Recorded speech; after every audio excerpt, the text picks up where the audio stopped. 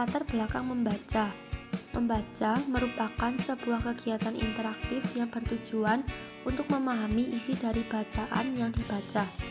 Dengan membaca, seorang pembaca dapat mengetahui makna yang terkandung dalam bacaan. Bahasa merupakan hasil budaya bangsa yang sangat berharga dan wajib untuk dipelajari dan akan terus berkembang seiring berjalannya waktu. Selain sebagai alat komunikasi antar manusia, bahasa juga merupakan alat pengembangan intelektual untuk mencapai kesejahteraan sosial manusia. B. Pengertian membaca.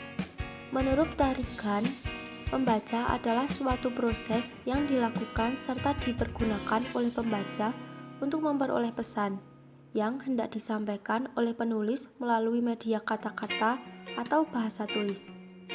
Yang kedua, menurut Haryadi, membaca merupakan interaksi antara pembaca dan penulis. Interaksi tersebut tidak langsung, namun bersifat komunikatif. Komunikasi antara pembaca dan penulis akan semakin baik jika pembaca mempunyai kemampuan yang lebih baik. Yang ketiga, menurut Nur Hadi, membaca adalah proses pengolahan bacaan secara kritis, kreatif yang dilakukan pembaca untuk memperoleh pemahaman menyeluruh tentang bacaan itu, yang diikuti oleh penilaian terhadap keadaan, nilai, fungsi, dan dampak bacaan itu. C. Pendekatan dan teori membaca. Pendekatan ini meliputi macam-macam metodologi pendekatan yang kesemuanya berangkat dari satu konsepsi tentang membaca dan berkesudahan dengan satu model tertentu tentang proses membaca. Tokoh dalam pendekatan ini adalah Kenneth S. Goodman. Ia menyatakan bahwa membaca pada hakikatnya merupakan proses komunikasi, yaitu komunikasi antara pembaca dengan tuturan tertulis yang dibacanya. Hal tersebut merupakan yang melatar belakangi pendekatan konseptual. Kerangka berpikir Goodman dalam menemukan pengertian dasar membaca agar dapat digunakan sebagai berikut, yaitu 1. Membaca dimulai dengan menghadapi bahasa tulis. 2. Tujuan membaca adalah merekonstruksi makna. 3. Alam sistem penulisan alfabet pada hubungan antar bahasa lisan dengan bahasa tulis. 4. Persepsi visual termasuk dalam proses membaca. Dari kerangka berpikir tersebut dapat disimpulkan bahwa pengertian membaca adalah suatu proses yang rumit di mana pembaca melakukan rekonstruksi dalam tingkatan tertentu terhadap pesan yang dituangkan oleh pengarang dalam bahasa tulis. Pendekatan konseptual. Pendekatan ini meliputi macam-macam metodologi pendekatan yang semuanya berangkat dari suatu konsepsi tentang membaca dalam kesudahan dengan satu model tertentu tentang proses membaca. Tokoh dalam pendekatan ini adalah Kenneth S. Goodman. Ia menyatakan bahwa membaca pada hakikatnya merupakan proses komunikasi, yaitu antara pembaca dengan tunturan tertulis yang dibacanya.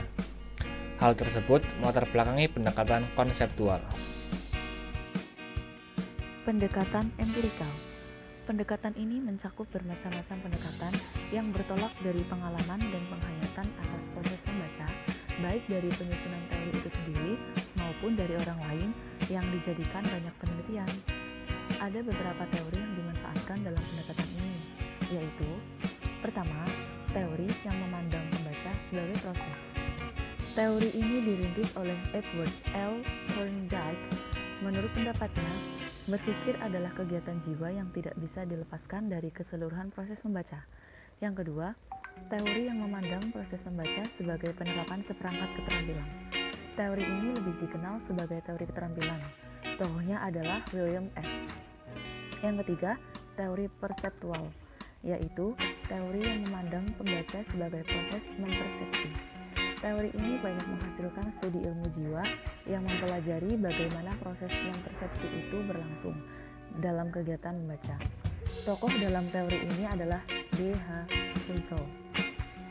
Pendekatan eksperimental. Pendekatan eksperimental meliputi bermacam-macam studi dan penelitian yang dilaksanakan dengan eksperimental untuk mengkaji bagaimana pemahaman berlangsung. Yang pertama, eksperimental pemahaman.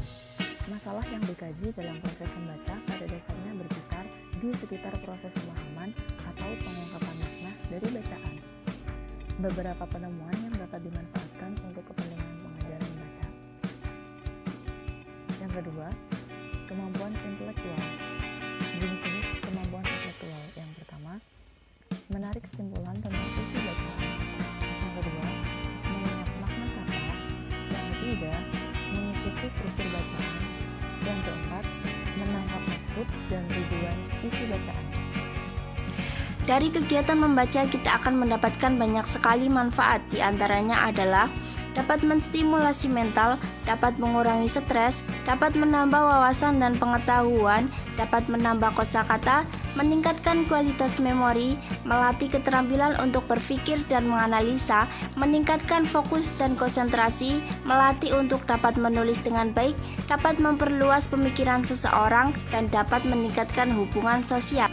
Berdasarkan materi yang telah dipaparkan, dapat disimpulkan bahwa membaca adalah suatu proses yang kompleks dan rumit dalam memahami makna tulisan dengan melibatkan pemikiran sebagai pengidentifikasi informasi yang masuk, sehingga pembaca dapat mengetahui pesan yang disampaikan oleh penulis.